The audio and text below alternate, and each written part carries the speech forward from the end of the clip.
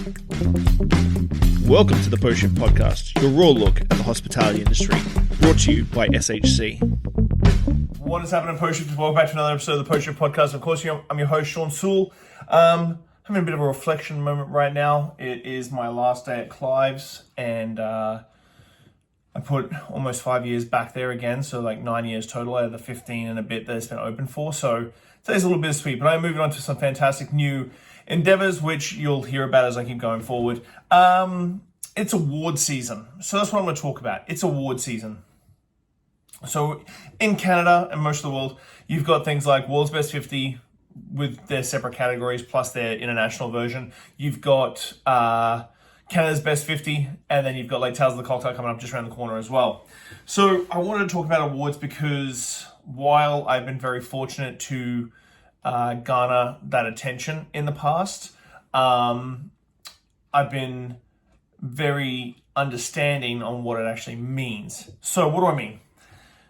The amount of bars that I see open this day and age, and I've seen it for the last like 5-6 years, that have opened and have told staff that we're going to be the 50 best X, Y, Z, A, B, C bar in the country is kind of staggering, which means that you're setting yourself up for failure. And I'm gonna reframe that a little bit for you. If you set out to be the best, you will get nominations and you will get awards.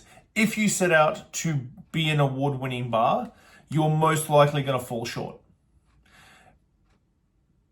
Being the best and creating something that is so special and so unique and so very thought out should be not in response to trying to win something. It should be in the response of not expecting anything in return, apart from revenue. The amount of famous, well-known, award-winning cocktail bars I see shutter a couple of months, a year after winning massive awards is crazy. You should be doing everything for your customer, for your staff, and for the bottom line. They're the three things. They're the three things you should be worried about when creating your space. The customer, obviously, they pay your bills, they come in, they love your space, you need people through the door. Your staff, they create your culture. They're the ones that take the craziness that's in your brain and puts it into action. And then bottom line, like your bottom line is how much money you're making at the end of the day, because you need to be profitable. That's it, plain and simple. If you're going into any venture with anything outside those three things, you're setting yourself up for failure and you're setting yourself up for team disappointment.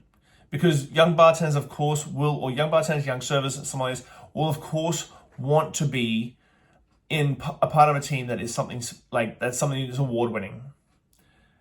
Why do I say all this? Because there are so many bars that do it just for that. They play the game so well.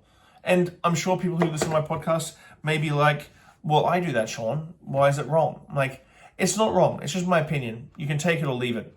But don't do shit for awards. I go out when I wake up in the morning and I get my day started, nothing is for an award at the end of the day. My reward is staff retention. My reward is bottom line profit. My reward is customers who give me a hug when they come to the door. Those are the three things that I chase for after opening a venue.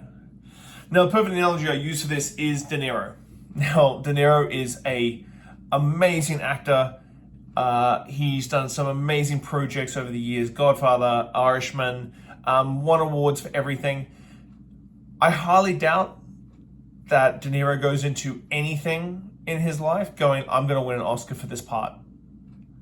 Because what happens is that you overact or you do something stupid or it doesn't get marketed right and you have done this role. If you ever watch Entourage, same deal.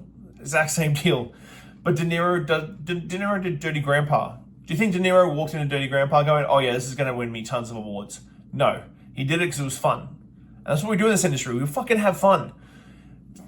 Dirty Grandpa was fucking Friday night with a bunch of industry sitting in the bar and having a great fucking night. That's what Dirty Grandpa was. If you haven't seen it, go watch it. It's really classic De Niro, but it's fucking hilarious and awesome. Irishman, on the other hand, is something that's deep and dark and thoughtful. That's when you are sitting down with your team and talking about cocktail training and service standards and that sort of thing. That stuff may lead to an award. That would be fantastic. But chase rewards. Here's my quote for this: chase rewards, not awards. Chase rewards, not awards. Now let's get into Canada, because I've got a bone to pick with you, Canada. It's something that I've tried to do my very, very best. Canadian bars of notoriety do not support other Canadian bars of notoriety, and I'm hoping that my edit guys chop this up perfectly. Canadian bars of notoriety do not support other Canadian bars. Whether they got notoriety or not, they don't. Now, I understand. I'm going to say it as a pure thing. I understand flying someone from Mexico, from LA, from London, from New York is actually probably cheaper than flying someone from Vancouver to Toronto, Toronto to Vancouver, so on and so forth. But you guys are playing a game that if we have XYZ notoriety bar from XYZ country outside of Canada, we're going to get a nomination. That's literally how I know you think about it. I know the PR companies pitch it that way. You do you. But we don't support Canadian bars as much as we should. And I can tell you that if we supported Canadian bars way more, all of us would benefit way more. And again, I'm going to say this. If you're taking offense to anything I'm saying, look inward and think, oh shit, that's exactly what I do. Don't just be offended. Look inward and actually go, fuck, Shawn is a little bit right. I've had 12 bars from all over the world in my venue, and I've never once fucking supported a local Canadian bar. Canadians are not supporting Canadian bars enough. It's a real thing. It's something that's got to stop. I've supported tons of Canadian bars at Clive's in my residency program. I can say all this because I've walked the walk. But I want more Canadian bars to walk the walk and talk the talk. Don't say that you're awesome because you've hosted XYZ from Mexico, London, New York, all that sort of stuff. Support a fucking Canadian bar. And I know you guys know who I'm fucking talking about. So, Canadians need to support Canadians way more. That's it, period.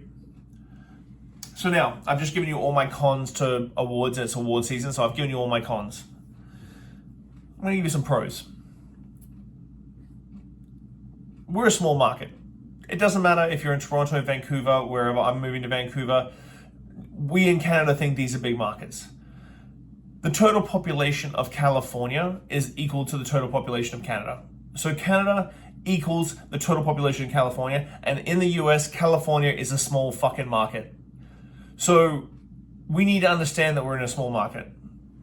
That's why we need to support Canadian bars. Canadian bars need to support Canadian bars because we're in a small market. I don't care if you're in Toronto and you think you're the center of the universe. I don't care. Don't care if you're in Vancouver. Don't care if you're in Calgary, Edmonton. Calgary and Edmonton are small markets. Even they're big compared to Victoria, but these are the things I'm going to bring to Vancouver when I move there.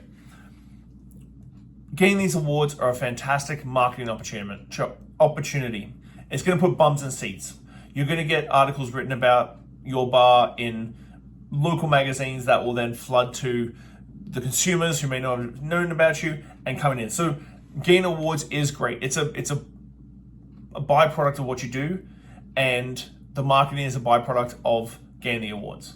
So I understand why awards are very important. Marketing. But again, we've got to think of those three things. The marketing helps with customers to the door, staff retention because they're busy and making money, bottom line profit. Those three things still should be the most important thing even after you get an award. And of course, getting an award gives you gratitude towards the people that have supported you, whether it be the consumer that comes in once a week, or the journalist who always supports you, or the bartenders who drop in on your place and get photo shots.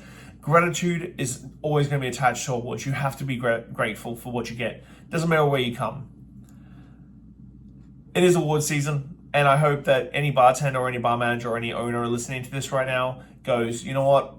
Maybe I'm putting my efforts into a wrong sort of area and wrong sort of space. If people aren't coming through your place, your culture's not right, and you're not making money, who gives a flying fuck about awards? And on that note, I'll see you guys next week. Thanks for listening, Pose Shifters. Well, I hope you enjoyed that episode. I really enjoy sitting down with friends and peers and just chatting about the industry and getting down to the nuts and bolts of what's really going on out there.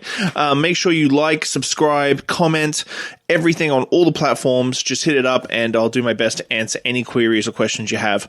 I'll see you next week, guys. Bye.